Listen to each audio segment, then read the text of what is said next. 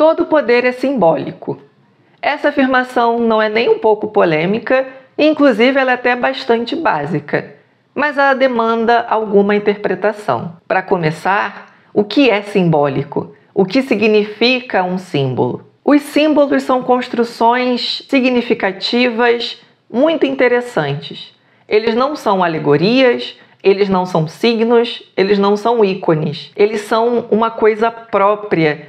E de todas essas, eu diria que são a mais instável, a mais inconstante, a que está sempre em emergência. Um signo costuma ser muito mais estável. A palavra árvore significa a mesma coisa na língua portuguesa já há alguns séculos. Mas o que uma árvore pode simbolizar já mudou bastante nesse mesmo tempo. Os símbolos vão ser determinados pelas condições.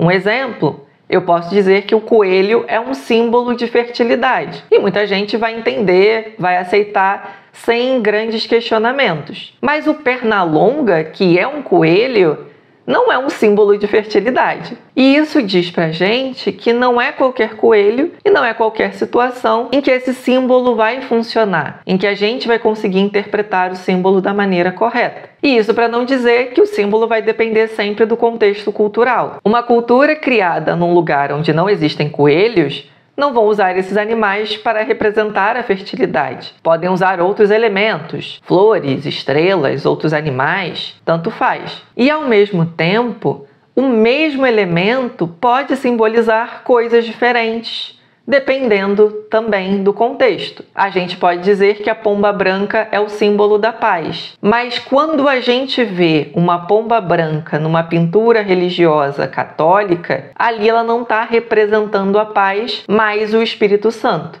Assim, como já era de se esperar, os símbolos variam em tempo, em espaço e em situação.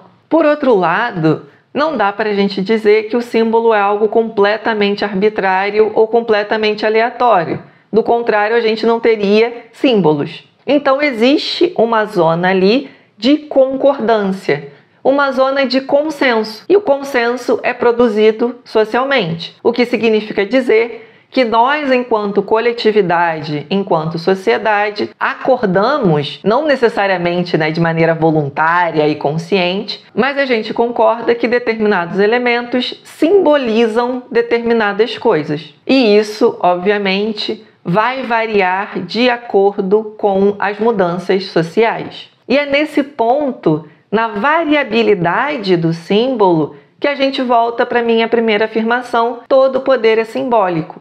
Porque agora a gente precisa entender o que é o poder. O poder, assim como o símbolo, é um acordo social. Nós, enquanto coletividade, acordamos que determinadas pessoas, determinadas funções sociais são investidas daquilo que a gente chama poder. Elas têm um poder de decidir pelo grupo, pela sociedade. Elas muitas vezes são representantes. Podem ser representantes políticos, podem ser representantes religiosos, podem ser representantes familiares. Tem uma variedade grande aí. Mas o que importa é que, assim como o coelho e a pomba, o poder não é algo inato. Não é inerente a uma pessoa e não é inerente a um papel social. E é por isso que, muito próximo do poder, nós temos a legitimidade. A legitimidade é a condição básica para que esse acordo social sobre o poder funcione. E nem sempre essas duas coisas andam juntas. Quando um papel social perde o seu elemento de legitimidade, o poder também é esvaziado e ele passa a ser disputado ou apropriado por quem está no entorno. Um presidente que perde a legitimidade, com isso perde também o poder, ainda que ele continue no cargo como presidente até o término do seu mandato. Mas aí a gente tem que começar a pensar que o poder está muito associado à força. E o primeiro caso de força que vem à nossa mente, é o mais concreto, é a força física. Uma pessoa que detém uma força física maior do que outra, geralmente detém um poder sobre essa outra.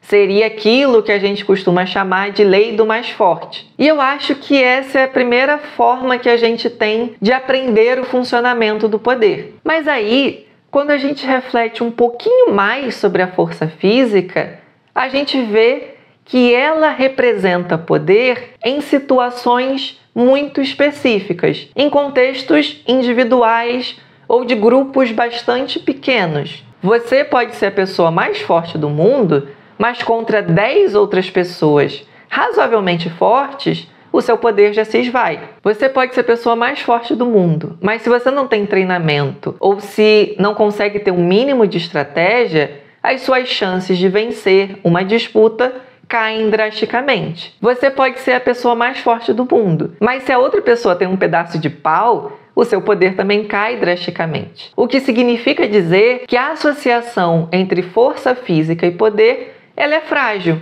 A gente precisa acreditar que a pessoa forte é poderosa para que ela detenha o máximo possível de poder. E aí a gente começa a entrar em formas mais nuançadas de poder. Eu diria, mas com muita cautela, porque não sou um especialista em filosofia, muito menos de filosofia política, que esse raciocínio se aproxima da filosofia hobbesiana, que é exposta no Leviatã e que tem aquele corolário muito famoso, o homem é o lobo do homem. Acontece que, como corolário, ele é apenas a conclusão do raciocínio. Ele não é o raciocínio como um todo. E parte desse raciocínio leva em conta essas nuances na esfera do poder. Ainda que uma pessoa detenha armas, ainda que ela detenha uma grande força física, ela pode ser destituída, ela pode ser superada pela organização coletiva, pela estratégia, pelo intelecto. E nesse ponto a gente está muito próximo, por exemplo, do mito de Davi e Golias. E é por causa disso, é porque o poder não é uma unidade e ele depende do convencimento das pessoas, ele depende em grande medida da crença, que a gente precisa de formas sociais para a organização do poder. A partir do momento em que uma unidade de poder perde a sua legitimidade, e aí a gente tem a disputa, a fratura e muitas vezes a guerra, que pode ser uma guerra civil, a gente vai ter uma situação de caos social, de anomia social, porque aquele coletivo que estava relativamente uno, havia uma integridade ali, se fragmenta, e ele vai se fragmentar em pequenos grupos que vão tentar superar os demais para estabelecer uma nova unidade, para estabelecer um novo tipo de regime. E é precisamente aí que entra a Guerra dos Tronos. Aqui o meu objetivo é falar sobre o primeiro livro das Crônicas de Gelo e Fogo e uma parte do segundo, que é até onde eu li. Meu foco é o personagem do Tyrion Lannister, porque ele é talvez o personagem que mais reflete e mais desenvolve essa questão do poder. Vamos voltar um pouquinho. Eu disse que a força física representa o estágio mais baixo daquilo que a gente entende como poder, mas ela é muito frágil, porque ela pode ser superada em várias outras situações. E é por isso que nós temos nuances na esfera do poder. Ele nunca é uma coisa só. A gente vai ter, num geral, o poder político, o poder religioso, o poder militar e o poder financeiro. Mas a gente também tem uma quinta categoria de poder que é importante, que é o poder estético, o poder da beleza, da arte, que apesar de não ser tão evidente quanto o militar, por exemplo, também pode ser muito eficaz. Por estético aqui eu não estou dizendo só a arte, mas a beleza de uma pessoa. Todos esses 5 poderes dependem, em alguma dimensão, da crença. O mais evidente é o religioso. Você precisa acreditar no poder divino investido naquela pessoa para que aquela pessoa tenha poder sobre você. É aquilo, se você não é cristão, uma ameaça de inferno não vai te atingir. Mas se você é, você tende a ouvir e a obedecer mais. O poder político vem logo depois, porque o poder político envolve muito a representação, a representatividade. O financeiro e o militar costumam ser um pouco mais difíceis da gente perceber essa dimensão de crença, porque o poder financeiro tem um elemento concreto, material, que é o dinheiro. ainda que o dinheiro seja uma ficção. A gente sabe que todo dinheiro depende daquilo que a gente acredita que ele vale. Mas a gente consegue entender que uma pessoa que tem muito dinheiro geralmente também tem muito poder. Na maioria das vezes é muito poder financeiro, mas essas categorias se sobrepõem. Então, no nosso mundo, por exemplo, existem pessoas com muito poder financeiro que, por causa disso, vão ter muito poder político. E vice-versa. E o poder militar também tem um componente concreto, material, que são as armas. Então você vê a arma, vê a capacidade de destruição daquela arma, entende que a pessoa que detém o controle sobre as armas vai deter um poder muito grande. Mas aí que tá. Um indivíduo não consegue deter todo o poder militar. Ele depende da crença daqueles que são os seus subordinados para que esse poder militar funcione. Um exemplo é o Trump. A gente pode dizer que o Trump é o cara mais poderoso do planeta porque ele detém o código, ele detém o acesso às armas nucleares dos Estados Unidos. E digamos que ele pode, a qualquer momento, apertar o tal do botão vermelho e iniciar uma guerra nuclear e levar o mundo para o espaço. Ainda que isso seja possível, existe uma cadeia de comando que precisa ser obedecida cegamente para que o poder do Trump tenha uma consequência prática. Se alguma pessoa no meio dessa cadeia simplesmente se recusar a obedecer essa ordem do Trump, o poder dele já se esvai, ou pelo menos é enfraquecido. Então, ele precisa que as pessoas que estão abaixo dele concordem com a decisão que ele vai tomar para que essa decisão tenha um efeito. Isso, na filosofia da linguagem, é o que a gente chama de ato de fala. E o poder estético também vai depender de um determinado nível de crença, porque a pessoa precisa acreditar que aquilo é belo ou que é feio para que aquele poder tenha algum efeito sobre ela. Quando a gente volta para o Tyrion Lannister, a gente percebe que ele começa a história sem nenhum desses poderes. Ele evidentemente não é bonito, inclusive ele é chamado de duende, e parte do seu personagem é ser uma pessoa feia, porque a feiura tira, por exemplo, dele a legitimidade enquanto um herdeiro dos Lannister. Ele é o filho feio, e é o que diz o ditado, filho feio não tem pai, ou seja, ele já é um proscrito dentro da própria família, ainda que os Lannister sejam uma das famílias mais poderosas de Westeros. Ele não tem o poder financeiro, porque ainda que ele faça parte de uma família muito rica, não é ele quem controla as riquezas da família. No máximo, dá para dizer que ele tem um cartão de crédito com um limite muito alto. Ele pode pegar dinheiro emprestado do pai, mas quem controla e quem decide se esse dinheiro vai se converter em algo material mesmo é o pai. Então, o Tyrion por si só não detém o poder financeiro. O Tyrion não detém o poder militar. Ele não é cavaleiro pelo fato de ser deficiente. Ele não controla, no início da história, nenhum tipo de batalhão, nenhum tipo de tropa. Então ele não tem aqueles subordinados que confiam na sua palavra e guerreiam por ele. Ele não detém o poder religioso, justamente porque ele não é nem uma pessoa religiosa, quem dirá um sacerdote. E por fim, ele não detém poder político, já que ele não exerce nenhum cargo nesse sistema político mais ou menos feudal de Westeros.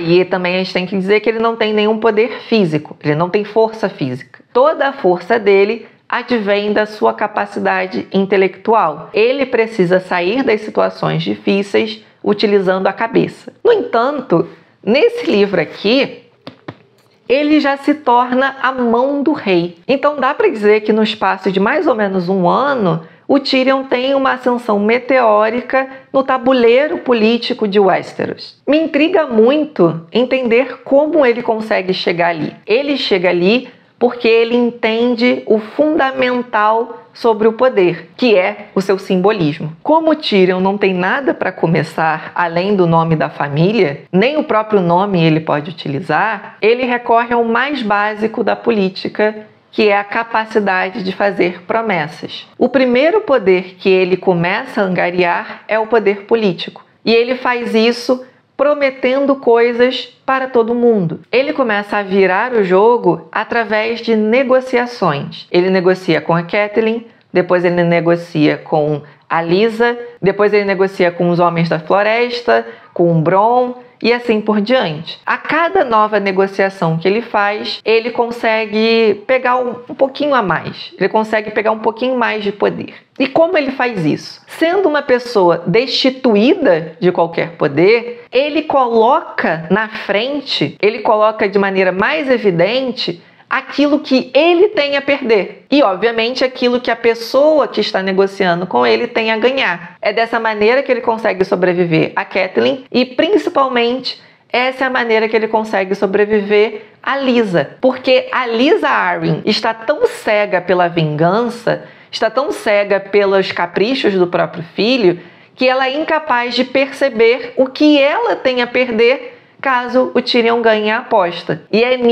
nessa brecha, que ele consegue sobreviver e, através da sua sobrevivência, ele mostra para a sua plateia, ele mostra para as pessoas que estão em torno a sua capacidade de cumprir promessas e a sua confiabilidade. Assim, ele começa a convencer as pessoas a segui-lo. Ele começa a performar o poder. E a partir do momento em que ele consegue cumprir promessa em cima de promessa, ele vai ganhando progressivamente mais poder. E no Guerra dos Tronos, o primeiro livro, o ponto culminante dessa jornada é justamente na batalha, que agora eu não me recordo o nome, mas a batalha em que ele vai junto com o pai. E o pai é muito desconfiado dele, o pai não gosta dele, deixa ele meio que para morrer, aquela coisa assim, o que vier dá lucro, e ele consegue mostrar para o pai a sua capacidade de estratégia e principalmente como ele conseguiu juntar um exército de pessoas leais a ele. E ele consegue fazer essas pessoas serem leais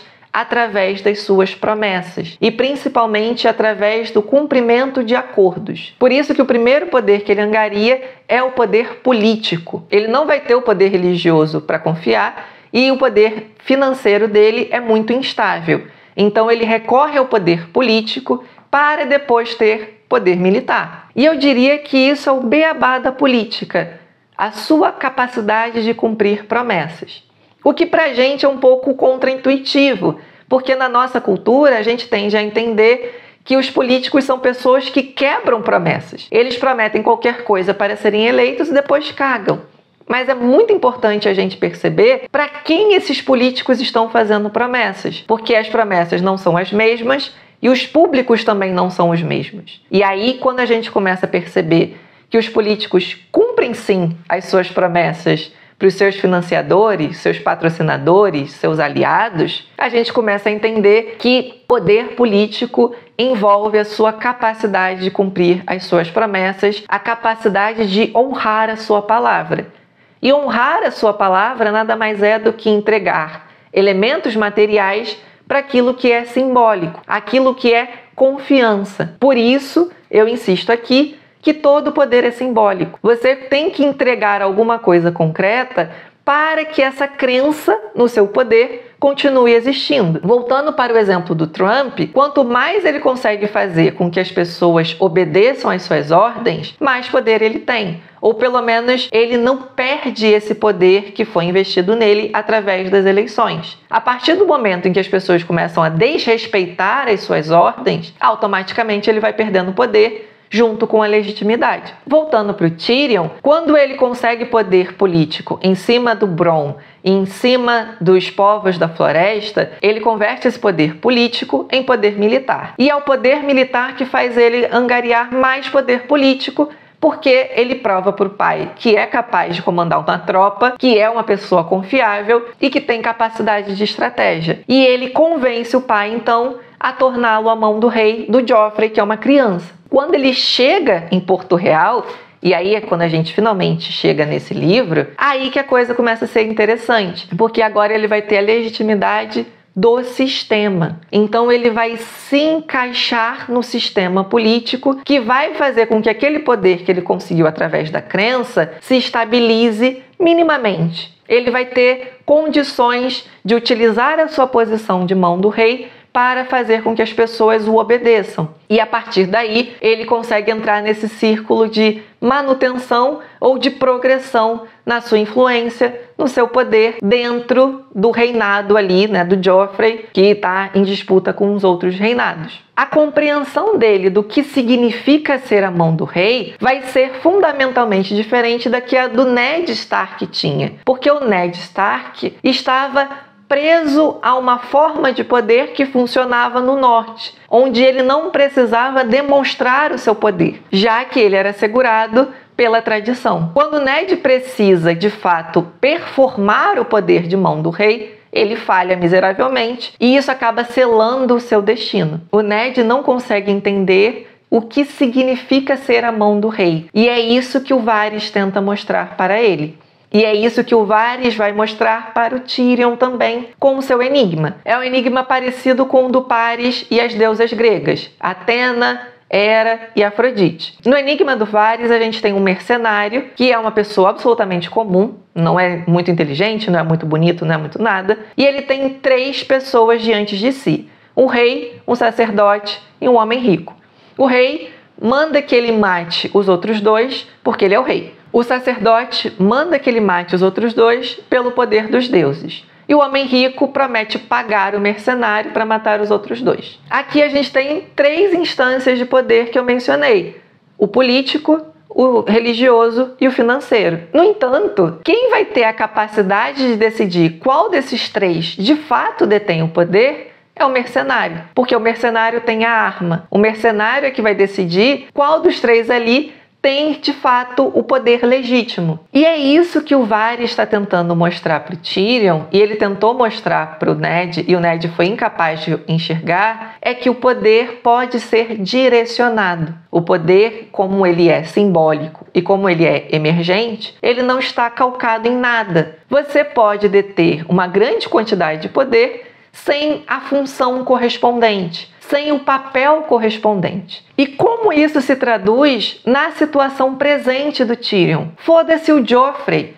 Ele é uma criança de 13 anos. Ele pode deter a coroa, mas ele não detém o poder. E o fato de terem obedecido ele quando ele ordena a execução do Ned não significa que ele detinha o poder, mas de que havia outras pessoas no entorno que se beneficiariam da morte do Ned. Então ele não foi obedecido. Houve ali uma coincidência de intenções, de interesses. E o que o Tyrion vai fazer logo em seguida, então, vai mostrar que é ele quem manda. Ele vai começar a reorganizar a patrulha da cidade, vai começar a tomar decisões para fazer com que o povo da cidade tenha menos ódio do rei, e ele vai começar a tomar providências para acalmar ou pelo menos negociar com os outros postulantes ao trono de ferro, principalmente o Stannis e o Renly. E o caso do Robb é um pouco diferente, porque ele não está reivindicando o trono. Ele está reivindicando principalmente a vingança pelo pai e o resgate das irmãs. E depois também, né, o reconhecimento do Norte como um estado independente. Como o Tyrion